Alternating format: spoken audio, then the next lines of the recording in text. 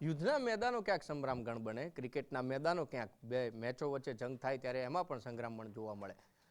પણ એક આશ્રમ અને આશ્રમની ગાદી એટલા માટે જ સરખેજમાં આવેલું જે આશ્રમ છે એ સમરાંગણ બન્યું છે. અને બે સંતો ગાદી માટેની ખેંચતાણ શરૂ કરી છે. વંચાતું હશે આપને, ભારતીય આશ્રમ બન્યો સમરાંગણ, આશ્રમની ગાદી કોની? આ બાજુ જે બાપુ છે હરિહરાનંદ બાપુ છે અને આ બાજુ છે ઋષિ ભારતી બાપુ છે. ઋષિ ભારતી બાપુ છેલ્લા ઘણા સમયથી ભારતીય આશ્રમ જે છે એની ગાદી ઉપર બેઠા હતા અને ત્યારબાદ ગઈકાલે એવી ઘટના બને છે કે હરિહરાનંદ બાપુ 300 લોકોના ટોળા સાથે આશ્રમે પહોંચે છે અને આજે સવારે આશ્રમ ઉપર કબજો મેળવી લે છે. શું છે આખી ઘટના, કેમ કબજો મેળવ્યો અને કારણ શું? આપણી સાથે ધર્મેશ વૈદ્ય છે, તેમની સાથે જાણીએ. અગાઉ પણ ભારતીય આશ્રમ વિવાદમાં આવેલો છે. ઋષિ ભારતી બાપુ છે અગાઉ પણ વિવાદમાં, એમના પણ ક્યાંક એક સંત જે હતા એમને ગુમસુદા થવા પાછળમાં ક્યાંક ઋષિ ભારતીનો હાથ હોય તેવા પણ આરોપો લાગે હતા. હરિહરાનંદ રાતોરાત 300 લોકો લઈને પહોંચે અને ગાદી ઉપર કબજો કરવાના પ્રયત્ન. આમ જુનાગઢના ગિરનારી સંત કહી શકાય કે વિશ્વંભર ભારતી, કે જે નામ હતું એ બ્રહ્મલીન થયા પછી એમના જે ગુરુ ગાદીના 4 આશ્રમો છે એમાં ભારતીય આશ્રમનો સમાવેશ થાય છે. અને ઉમંગ એ કહી શકાય કે જુનાગઢ સહિત સમગ્ર દેશમાં જેનું શ્રદ્ધાવાળું સ્થાન હતું એ વિશ્વંભર ભારતી બ્રહ્મલીન થયા પછી સૌથી મોટો જે વિવાદ આવ્યો છે કે આશ્રમ સરખેજ આશ્રમ કે સૌથી મોટી વિશાળ જગ્યામાં જે આશ્રમ છે એમાં ગુરુ ગાદી કે ભાઈ આ ગાદી અમારી છે, એનો જે વિવાદ છે એ છે ન્યાયતંત્ર સુધી પહોંચ્યો હતો. મહત્ત્વની જો વાત કરીએ કે હરિહરાનંદજી ગત રાત્રે આવ્યા અને ગત રાત્રે બાઉન્સર સહિત એમના જે અનુયાયી સાથે કોર્ટના હુકમથી પોલીસની હાજરીમાં સરખેજ આશ્રમનો કબજો લીધો. સામે પક્ષે જે ઋષિ ભારતી છે એમનું કહેવાનું એવું છે કે અમે ન્યાયતંત્ર પર વિશ્વાસ છે અને અમારો આ કેસ ચાલુ છે. પરંતુ આ જે ગાદીનો વિવાદ છે એ સામાન્ય સમાજ માટે તો એક મહત્ત્વનું વાત છે, કારણ કે જે શ્રદ્ધાનું કેન્દ્ર છે, આસ્થાનું કેન્દ્ર છે અને એ ગુરુ ગાદીના માટે જો સંતોમાં આમ મોહમાયાની આપણે વાત કરતા હોય. હવે આ એપિસોડ જે તમે વાત કરી કે ગુમ થયા, તો હરિહરાનંદજી થોડા સમય પહેલાં એટલે એને ખાસો સમય થઈ ગયો ત્યારે ગુમ પણ થઈ ગયા હતા. ત્યારે તમામ સરકારી તંત્ર હોય કે સામાજિક સંસ્થા હોય, ધર્મપ્રેમી હોય કે વિશ્વ હિન્દુ પરિષદ, તમામ લોકો ચિંતિત બન્યા કે એક મહારાજ, એક સંત મહાત્મા, અને અત્યારે તો 1008 મહામંડલેશ્વર તરીકે હરિહરાનંદજી સ્થાપિત થયેલા છે, એમની પદવી છે. અને એવા સંજોગોમાં આ રીતે ગુમ થયાના કારણે એમાં પણ ઋષિ ભારતીનું જે નામ આવ્યું કે એમને જે વિવાદ થયો ત્યારે બંને પક્ષે ના નિવેદનો આવ્યા. પછી બાપુ જે અદ્રશ્ય થયા હતા કે ગુમ થયા ત્યાંથી પરત આવ્યા. પરંતુ અત્યારે જે વિવાદ આવ્યો છે કે ભારતીય આશ્રમ જે સરખેજનો છે, મેં આપને કીધું કે જે બ્રહ્મલીન ભારતી બાપુ છે એમના જે 4 આશ્રમ છે એમાં જુનાગઢ અને સરખેજ આશ્રમ આ બહુ મોટો આશ્રમ કહી શકાય અને મોટી ગાદી કહેવાય. અને ગુરુ પૂર્ણિમાએ જે ભાવ સાથે આવતા હોય એ જ ભાવ સાથે અનુયાયીઓ હજી ભારતીય આશ્રમ માટે આવે છે. લોકોને માથું ટેકવવું છે એ બ્રહ્મલીન ભારતી બાપુને અને એ જગ્યાને, કારણ કે જે જગ્યાથી કેટલાય આશીર્વાદથી કેટલાય લોકોનો પ્રભાવિત થઈ ગયા હોય, આશીર્વાદથી આગળ પણ ઉન્નતિ પણ મેળવી હોય, એવા અનુયાયીને અત્યારે બહુ ઠેસ પહોંચી રહી છે કે હવે બાઉન્સર સાથે અને અનુયાયી સાથે 300 લોકો કે 100થી વધુ લોકો, હરિહરાનંદજી જે મહામંડલેશ્વર છે એમણે અત્યારે કબજો સંભાળ્યો છે. સામે પક્ષે ઋષિ ભારતી એમ કહે છે કે કોર્ટમાં અમારો કેસ ચાલુ છે, અમને ન્યાયતંત્ર પર વિશ્વાસ છે. પરંતુ આજે સૌથી મોટા સમાચાર એ છે કે હરિહરાનંદજીએ કબજો લીધો છે, પોલીસની હાજરીમાં લીધો છે, કોર્ટના આદેશથી લઈ લીધો છે અને તેમને એમની હાજરીમાં અનુયાયીઓએ તેમની ગાદી ઉપર બિરાજમાન કર્યા છે. અને હવે સરખેજ આશ્રમમાં હરિહરાનંદજી આજે જોવા મળી રહ્યા છે, જે જુનાગઢમાં સ્થાયી થયા હતા, પણ આ પણ એમની જ એક પેટા શાખા છે અને આ મુખ્ય આશ્રમ પણ છે. જી, સનાતન ધર્મની આપણે વાત કરીએ છીએ. સનાતન ધર્મના આખો હિન્દુ સમાજ એનો સંપ્રદાય સાથે સંકળાયેલો, પણ ક્યાંક લોકોને એટલા માટે પણ ઠેસ પહોંચે કે જેનું આપણે અનુકરણ કરતા હોય એ જ સાધુ સંતો જ્યારે મોહ માયા તપ ત્યાગની વાત ત્યાં સાધુ સંતો કરતા. આપે જેમ કીધું કે મોહ માયા મૂકી દેવા ત્યારે જ સંસાર છોડી અને સાધુતા તો ભગવો ધારણ કરતા. એ જ ભગવાધારીઓ જ્યારે ગાદી માટેની લડાઈ, રાજનેતાઓને તો જોયા છે આપણે ગાદી માટે લડાઈ, કાવા દાવાના પેટ દાવ રમતા હોય છે, પણ હવે સંતો પણ આ દિશાની લડાઈ હોય છે એ કદાચ ખુરશીની હોય છે, ગાદી નથી કહી શકતા, પણ આ તો ગુરુ ગાદી છે અને ગુરુ ગાદીનું જેટલું માન સન્માન હોય.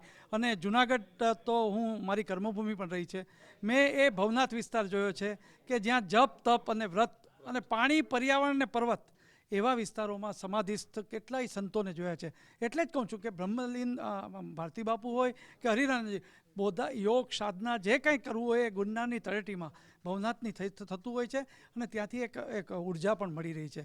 આવા સંજોગોમાં જો સંપત્તિ માટે સાધુઓમાં, ગાદી માટે સાધુઓમાં, મહંતોમાં અંદરોઅંદર જો વિખવાદ થતો હોય તો એક સામાજિક અને સનાતન ધર્મ માટે પણ આ એક બહુ મહત્ત્વનું સૂચક કહી શકાય છે. અને મહત્ત્વની વાત એ છે કે બાઉન્સર સાથે તમારે આવવું પડ્યું એ એક બહુ મોટી વાત છે કે બાઉન્સર સાથે આવવું પડે.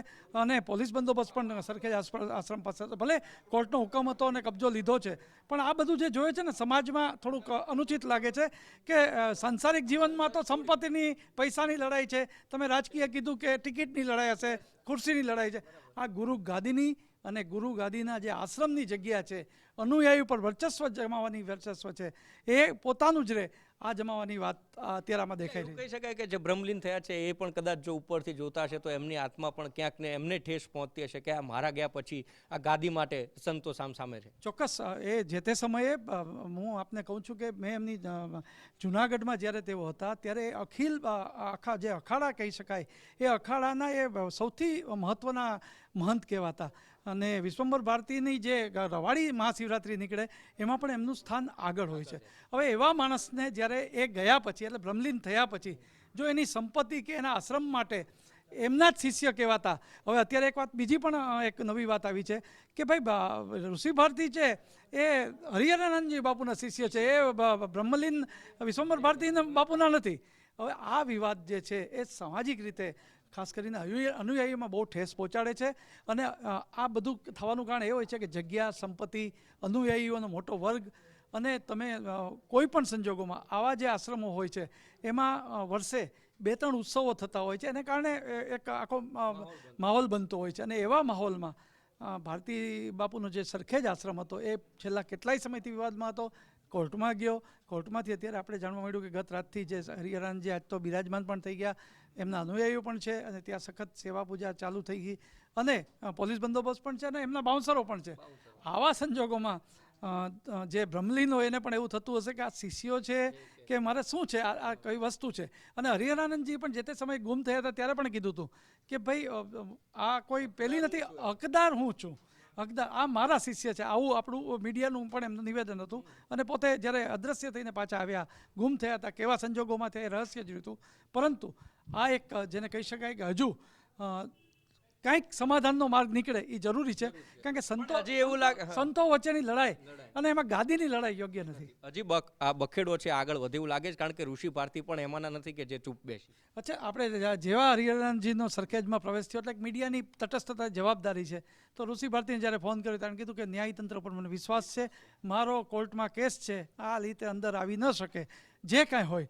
પરંતુ હજુ આ બાબતે બખેડો કે સામસામું ક્યારે શું થાય એ આપણે કહી નથી શકતા, પણ ન થાય એ બહુ ઉચિત છે સનાતન ધર્મ માટે, સામાજિક સમરસતા માટે અને લોકો ખાસ કરી અનુયાયી વર્ગો માટે જે એના સેવક છે, સંસ્થાના સેવક છે, સમાજના સેવક છે અને એ આશ્રમના સેવક છે, એને માટે આપણે એટલું જ કહી શકીએ કે આમાં કંઈક ઉચિત હોય.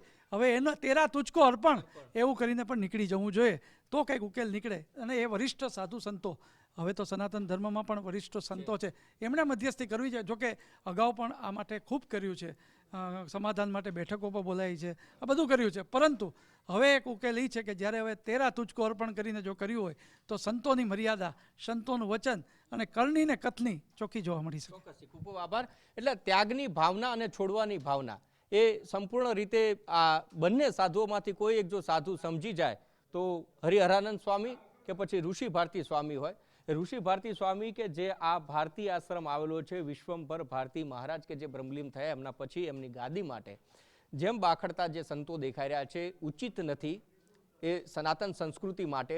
અને એટલા માટે જ કોઈ સાધુ સંતોની ટીકા ગુજરાત ફર્સ્ટ કર્યું નથી કે કરવાની પણ નથી, પરંતુ ઉચિત નથી એ અનુયાયીઓ માટે, એ ગાદી માટે. અને ખાસ કરીને જ્યારે સનાતન ધર્મની વાત આવે, તમે સાધુ સંત ત્યારે જ ત્યાગ કરીને બન્યા છો, તમે સંસારની મોહમાયા બનીને બન્યા છો, તો તમારે શિષ્ય કોણ છે, કોના શિષ્ય છે એ પણ પારખવાની નીતિ અને નજરે આપનામાં જ સૌથી સારી હોય છે.